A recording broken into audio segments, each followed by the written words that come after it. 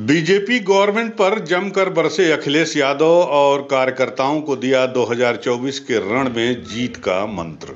UP के बांदा में Samajwadi party के सुप्रीमो अखिलेश यादव ने भारतीय जनता पार्टी की केंद्र और राज्य की योगी सरकार पर जमकर हल्ला बोला। बांदा में कार्यकर्ता प्रशिक्षण शिविर के दूसरे दिन शामिल हुए सपा सुप्रीमो अखिलेश यादव ने उत्तर प्रदेश की सभी 80 सीटों पर महागठबंधन इंडिया की जीत का दावा किया। कार्यक्रम में मौजूद हजारों कार्यकर्ताओं को भारतीय जनता पार्टी के आरोपों का काउंटर करने के जहां तरीके बताए, वहीं सत्ता पक्ष से दो हाथ करने के लिए उनका हौसला भी बढ़ाया। बुंदेलखंड की सभी सीटों पर सपा सुप्रीमो एक तरफा जीत का दावा किया और साथ ही एक तरफा जीत की वजह भी अपने कार्यकर्ताओं के साथ साझा की। आपको बता दें, बांदा में लोक जागरण अभियान के नाम पर समाजवादी पार्टी का 2 दिन का कार्यकर्ता प्रशिक्षण शिविर आयोजित हुआ। आयोजन के पहले दिन मीडिया को दूर रखा गया था ताकि 2024 के चुनाव के लिए समाजवादी पार्टी की रणनीति पार्टी के बाहर न पहुंचे। लेकिन दूसरे दिन सपा सुप्रीमो अखिलेश यादव कार्यक्रम में अगुवाई करने पहुंचे और अपने कार्यकर्ताओं को संबोधित किया।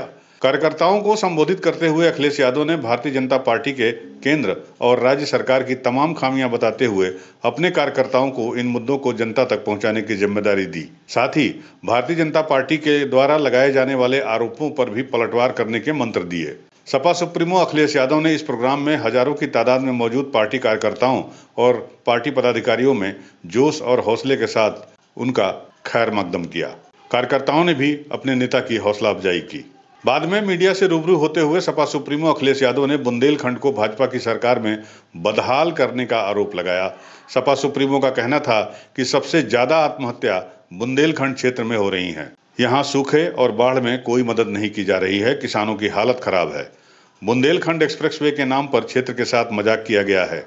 केंद्र सरकार का पानी पहुंचाने का वादा भी एक जुमला ही साबित हुआ है और तय है कि इस बार बुंदेलखंड से बीजेपी का पत्ता साफ हो जाएगा। और बुंदेलखंड एक्सप्रेसवे जो विकास को नए आयाम देता, उस बुंदेलखंड एक्सप्रेसवे को बर्बाद कर दिया आपने। इसके किनारे न मंडी है, न किसानों को सुविधा है, न चलने वालों के लिए सुविधा है। रात में जानवर हैं, गड्ढे हैं और अभी भी सड़क पे रिकारपेटिंग हो रही है। कोई सड़क ऐसी नहीं जिन पे जानवर या सांड न घूम रहे हों। सबसे ज़्यादा आत्महत्या बुंदेलखंड में हुई। सांड से टकरा करके लोगों की जान यहाँ पर गई। सूखा और बाढ़ से पूरा उत्तर प्रदेश त्रस्त है। सूखा में जो मदद मिलनी चाहिए वो नहीं मदद मिल पा रही है।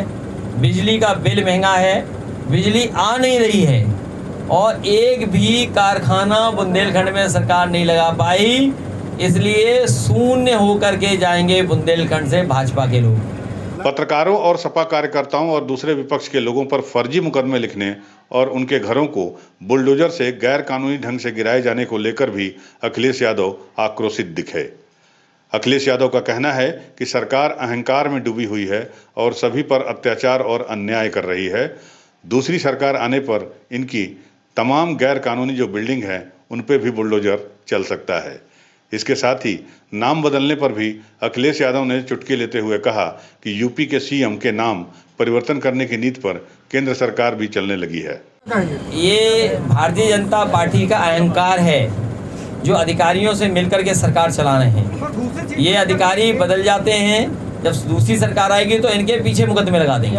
मैं सवाल ये है कि अन्याय इनकी सरकार में बढ़ा है। बुलडोजर में दिमाग नहीं होता, स्टीयरिंग होता है और इनको सोचना चाहिए। लखनऊ जैसी राजधानी में सबसे ऊंची ऊंची इमारतें बीजेपी के लोगों की हैं और मुझे जानकारी मिली है बहुत सारी ऊंची इमारतें इल्लीगल हैं। अगर 2 छत का घर इल्लीगल हो सकता है केवल 1 फीट छज्जा बाहर निकालने से, तो सोचो जो 10 मंजिल की, 5 मंजिल की, 6 मंजिल की बिल्डिंगें होंगी वो कैसी लगेंगी जब गिरेंगी तब। पीएम मोदी ने ये समाजवादियों का नहीं गिरा रहे हैं, ये कह रहे हैं कि बीजेपी के लोगों का भी गिराओ। उत्तर प्रदेश में लोक भवन समाजवादियों ने बनाया, अटल जी के नाम पे कर दिया। हमें कोई आपत्ति नहीं, वो प्रधानमंत्री बड़े नेता रहे, लेकिन कम से कम उनके गांव में तो कुछ बना देते। तो ये जो नाम बदलने की जो संस्कृति है, ये हमारे मुख्यमंत्री से दिल्ली वाले प्रधानमंत्री सीख रहे हैं। दारा सिंह चौहान। ओम प्रकाश राजभर के सवाल पर भी अखिलेश यादव ने कटाक्ष करते हुए कहा कि जो यूपी के सीएम और देश के पीएम के बारे में बेहद आपत्तिजनक भाषा का प्रयोग करता था, आज उसी को अपने साथ लेना भाजपा के चाल, चरित्र और चेहरे वाले दावे की असलियत को दिखा रहा है। माफिया मुख्तार अंसारी के बेटे अब्बास अंसारी पर अखिलेश यादव का कहना है कि अब्बास अंसारी और उनके और राजभर के गठबंधन के विधायक थे और उनको एक्सीडेंटल विधायक कहना यह राजभर को मानसिकता का प्रतीक है। देखिए, ये वही तो है ना जिन्होंने कहा कि पूरी दुनिया में सबसे ज़्यादा झूठ बोलने वाला प्रधानमंत्री देश के, सबसे झूठ बोलने वाले मुख्यमंत्री उत्तर प्रदेश के। सोचो बीजेपी के बारे में, जिसने बीजेपी को बुरा भला कहा हो उसको गले लगा लिया, उससे गले मिल गए ये लोग, बीजेपी के लोग। तो ये उनकी गलती नहीं है, ये दुर्भाग्य है बीजेपी का, जो कभी चाल, चरित्र और चेहरे की बात करते थे। अखिलेश यादव के देखिए, अब्बास अंसारी विधायक हैं और विधायक की अभी जरूरत नहीं है किस पार्टी में जाना है। अब वो क्योंकि उनकी पार्टी में या हमारी पार्टी में अलायंस का मतलब दोनों पार्टियों के प्रत्याशी, इसमें हम आपसे झूठ नहीं बोल सकते, न कोई धोखा दे सकता। अलायंस मतलब दोनों पार्टियों के विधायक। और अयोध्या और ज्ञानवापी मस्जिद के मुद्दे पर अखिलेश यादव पल्ला झाड़ते दिखाई दिए। मस्जिद विवाद के सवाल पर अखिलेश यादव ने सीधे तौर पर कहा कि बीजेपी को आग से मत खेलने दीजिए। अखिलेश यादव का कहना है कि मंदिर मस्जिद मुद्दा सिर्फ असल मुद्दों से भटकाने के लिए बीजेपी चलाती है, जिसको समाजवादी पार्टी बहस का मुद्दा बिल्कुल नहीं बनाना चाहती है।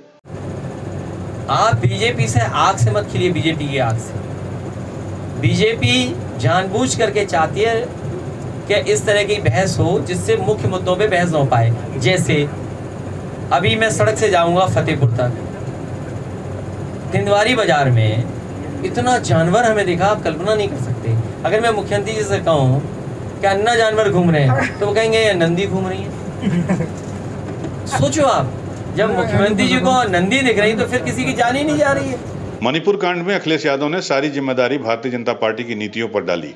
सपा सुप्रीमो का कहना है कि मणिपुर कांड की जिम्मेदार भारतीय जनता पार्टी की विभाजनकारी नीतियां हैं, जिसके चलते मणिपुर में इतना घटिया और विभत्स कांड सामने आया है। ऐसा करने वालों को जल्द ही उसका फल जनता देगी। हो गया। और सोचिए, मणिपुर में केवल 2 तस्वीरें आई हैं, एक कारगिल शहीद, कारगिल का युद्ध करने वाला जवान, उसके परिवार की महिला के साथ जो घटना, जिम्मेदार किसको मानते हैं? तो ये जो घटनाएं हो रही हैं, तो हमारी संस्कृति कभी इन चीजों को स्वीकार नहीं कर सकती है। कार में जिन लोगों ने ऐसा किया उनको सजा मिली है। इसका दोषी अगर कोई है तो भारतीय जनता पार्टी की विभाजनकारी राजनीति और सत्ता में रहने की वोट की राजनीति ने मणिपुर को जलाया है।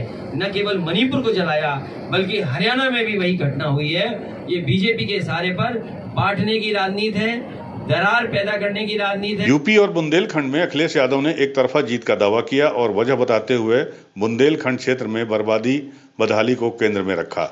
इंडिया पीडीए मिलकर के 80 की 80 सीटें जीतने जा रहा है। सब सीटें बुंदेलखंड जीतने, और इसलिए जीतने जा रहे हैं जी। मिसाइल बनी नहीं, टैंक बने नहीं, पानी आया नहीं, अन्ना जानवर गए नहीं, पलायन रुका नहीं, बड़े पैमाने पे बेरोजगार, सूखा में राहत नहीं, बाढ़ में मदद नहीं, डैम जितने बने थे वो काम पूरा नहीं किया, नहरों का काम पूरा नहीं किया। और जो समाजवादी सरकार में अस्पताल बने थे, आप खुद सोचो, बांदा में 300 बेड का अस्पताल बना खड़ा है, डॉक्टर नहीं, मरीज नहीं।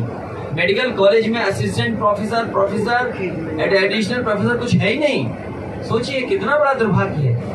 कार्यकर्ता प्रशिक्षण शिविर का समापन करके समाजवादी पार्टी के नेता अखिलेश यादव शाम को फतेहपुर के लिए रवाना हो गए, जहां पर समाजवादी कार्यकर्ताओं के प्रशिक्षण शिविर का दूसरा चरण होने वाला है।